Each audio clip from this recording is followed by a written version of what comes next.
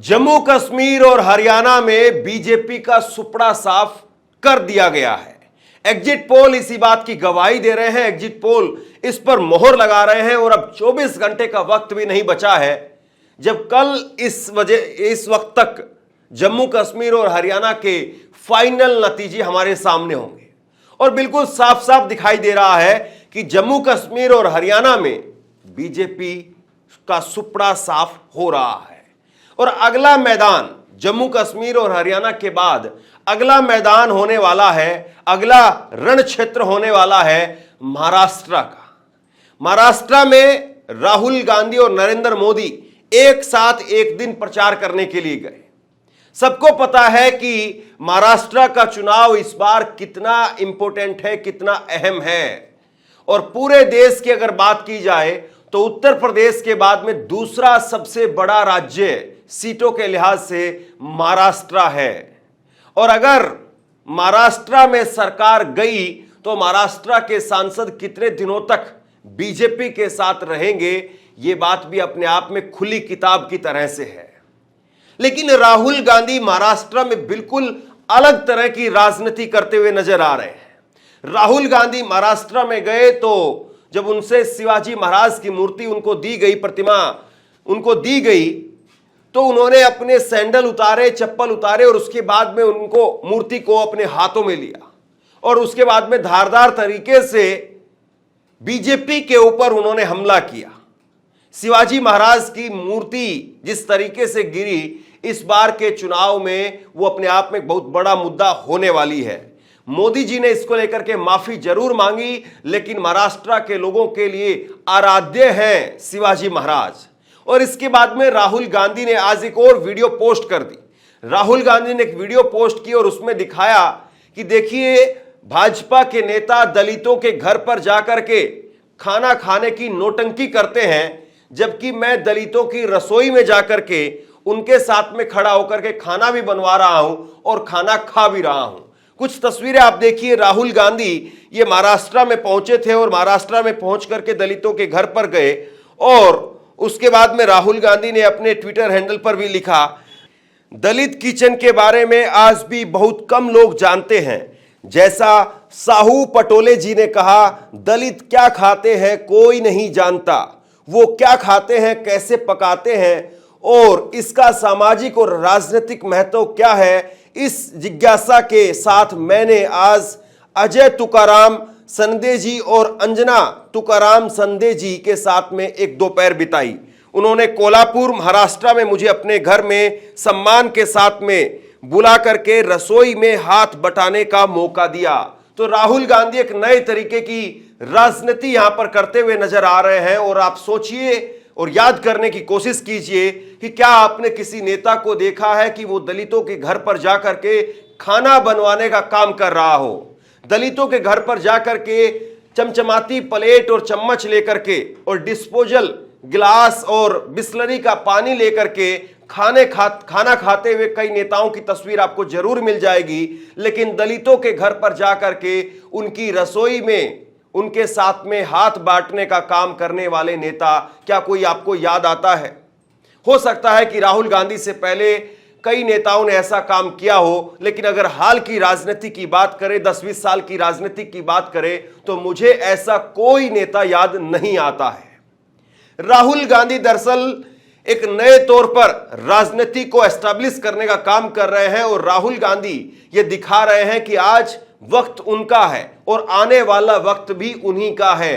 जबकि नरेंद्र मोदी के साथ में जितने लोग खड़े हुए हैं वो इस बात को समझ रहे हैं कि अब मोदी के दिन सिर्फ गिनती के बचे हैं और इसीलिए जो मोदी के साथ में गया कुछ वक्त तक तो उसको जरूर सत्ता का स्वाद देखने को मिला, स्वाद चखने को भी मिला, लेकिन धीरे धीरे उसकी राजनीति हाशिए पर चली गई और खत्म होती चली गई। आज एग्जिट पोल उठा करके देखिए आप हरियाणा का, जेजेपी जो कि बीजेपी के साथ 4.5 साल तक सत्ता में भागीदार रही, वो जेजेपी को आज कोई एक सीट देने के लिए भी तैयार नहीं है। उस जेजेपी का खाता खुल जाएगा या उस जेजेपी की कितनी सीटों पर जमानत बच जाएगी, इस बारे में भी कोई बात करने के लिए तैयार नहीं है। सबने जेजेपी को इस चुनाव के अंदर बिल्कुल खत्म मान करके एक साइड में रख दिया है और जेजेपी दुष्यंत चौटाला के बारे में कोई बात भी नहीं कर रहा है।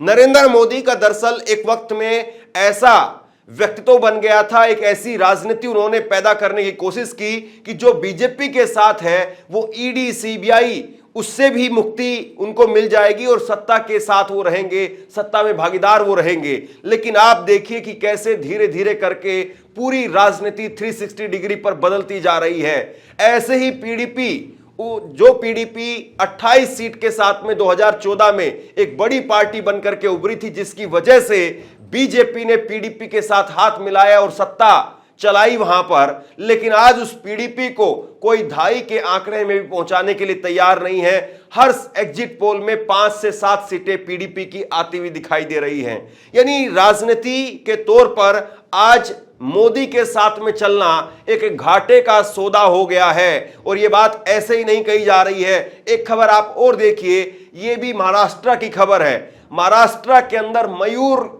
नाम के बीजेपी के मोदी के कट्टर समर्थक, जिन्होंने मोदी का मंदिर बनवाने का काम किया था और अब उन्होंने मोदी से टाटा बाय बाय कह दिया है। यह भी बताता है कि बीजेपी किस तरीके से यहां पर संघर्ष करती हुई नजर आ रही है और मोदी की कुर्सी पर बने रहने के साथ साथ उनकी आभा मंडल जो गोदी मीडिया के जरिए बनाई गई, वो आभा मंडल अब ध्वस्त होती जा रही है। सबसे बड़ी बात यह है कि राहुल गांधी जिस तरीके से भारत जोड़ो यात्रा और भारत जोड़ो न्याय यात्रा में उनके साथ में नेताओं के साथ चलने को लेकर के जो खबरें बनी और उस वक्त में कुछ नेताओं ने आनाकानी भी की, लेकिन राहुल गांधी का लोहा अब हर कोई मानने के लिए तैयार हो रहा है और राहुल गांधी के साथ में चलने के लिए लोग तैयार हो रहे हैं। और इसीलिए राहुल गांधी को लोग सत्ता के साथ में देख रहे हैं कि राहुल गांधी के साथ में अगर आज हम हैं तो आज नहीं तो कल, साल नहीं तो 2 साल बाद सत्ता के साथ में रहेंगे। और इसीलिए पूरी तरह से एकजुट महाराष्ट्र के अंदर महाविकास आघाड़ी का गठबंधन दिखाई देता है। एक वक्त तक शरद पवार राहुल गांधी की राजनीति को लेकर के नाखुश नजर आते थे। एक वक्त तक ऐसा भी कहा जाता था कि शिवसेना, उद्धव ठाकरे की शिवसेना वो वापस लौट जाएगी बीजेपी के अंदर, उसने बहुत बड़ी गलती कर दी है। लेकिन शिवसेना को अब ये लगने लगा है कि राहुल गांधी के साथ रहने में ही भविष्य है। और ऐसे में हरियाणा और जम्मू कश्मीर से बीजेपी को साफ करने के बाद में महाराष्ट्र के मैदान में दोनों राहुल गांधी और नरेंद्र मोदी जब आमने सामने होंगे तो सोचिए कि किस तरह का माहौल होगा। और राहुल गांधी के सामने क्या मोदी प्रचार करने की वाकई हिम्मत दिखा पाएंगे? क्योंकि अगर हरियाणा की बात करें तो हरियाणा में मोदी जी की सिर्फ 4 रैलियां हुई हैं। 90 सीटें हैं लेकिन सिर्फ 4 ही रैली कर पाए नरेंद्र मोदी। और इस बीच में एक बार देश छोड़कर के विदेश यात्रा पर भी चले गए। ऐसे में महाराष्ट्र को लेकर के नरेंद्र मोदी की क्या रणनीति होगी? जब हरियाणा का चुनाव चल रहा था उस वक्त में नरेंद्र मोदी झारखंड में जाकर के प्रचार कर रहे थे। हरियाणा के चुनाव में सिर्फ 4 रैलियां हुई, कोई रोड शो नहीं किया। तो इसी से अपने आप में बीजेपी की राजनीति जो है वो दिखाई दे रही है कि बीजेपी की राजनीति आज किस तरीके की है और नरेंद्र मोदी कैसे आज मैदान को छोड़ते हुए दिखाई दे रहे हैं। एग्जिट पोल पर भी अगर आप देखें तो एग्जिट पोल पर भी साफ तौर पर दिखा कि जब मोदी की हार या बीजेपी की हार दिखाई देने लगी तो मोदी के चेहरे को साइड में कर दिया गया और दंगल में धकेल दिया गया जेपी नड्डा को। आज तक चैनल पर भी इसी तरह के विजुअल चले जहां पर जेपी नड्डा और राहुल गांधी की कुश्ती दिखाई गई। नरेंद्र मोदी को बिल्कुल साइडलाइन कर दिया गया। लेकिन कब तक नरेंद्र मोदी के चेहरे को बचाया जाएगा? क्योंकि एक ना एक दिन ये सवाल सीधे तौर पर नरेंद्र मोदी पर आएंगे कि आज बीजेपी के सर्वे सर्वा होने के बाद भी कैसे करारी हार उनके नेतृत्व में हो रही है। और ये 2014 के बाद में पहली बार ऐसा होगा कि 2024 के लोकसभा चुनाव में बीजेपी पूरी तरह से हिल गई और जैसे तैसे नरेंद्र मोदी अपनी सरकार चला रहे हैं। इसके बाद में हरियाणा और जम्मू कश्मीर, इन दोनों राज्यों में बीजेपी की अगर करारी हार होती है तो उसके बाद में महाराष्ट्र पर इसका सीधा सीधा असर पड़ेगा। और महाराष्ट्र में भी करारी हार हुई तो उसके बाद में क्या झारखंड बच पाएगा? सवाल फिर अपने आप में यह भी है। और उसके बाद में अगले साल या इस साल में भी हो सकते हैं जो दिल्ली के विधानसभा चुनाव होंगे, जहां पर पहले ही मोदी जी के लिए कोई अच्छी स्थिति नहीं रही है, हालांकि कांग्रेस के लिए भी अच्छी स्थिति नहीं है, लेकिन कांग्रेस को वहां पर इतने बड़े झटके के तौर पर लोग इसलिए नहीं देखते हैं क्योंकि कांग्रेस सत्ता की रेस में नहीं है और कांग्रेस दिल्ली की सत्ता से भी बाहर है, केंद्र की सत्ता से भी बाहर है। ऐसे में नरेंद्र मोदी, बीजेपी जो दूसरे नंबर की पार्टी है दिल्ली के अंदर, लेकिन नरेंद्र मोदी और अमित शाह मिलकर के भी बीजेपी को 2.5 का आंकड़ा पार नहीं करा पा रहे हैं। और ऐसे में अरविंद केजरीवाल जब निकल करके सामने आए हैं जेल से, तो वो किस तरह से राजनीति यहां पर करेंगे। और राहुल गांधी अब की बार दिल्ली में यात्रा निकालने का भी प्लान बना रहे हैं, खबरें ये भी आ रही है। यानी कांग्रेस भी अपना दमखम दिखाएगी तो बीजेपी के लिए क्या स्पेस बच पाएगा, सवाल ये।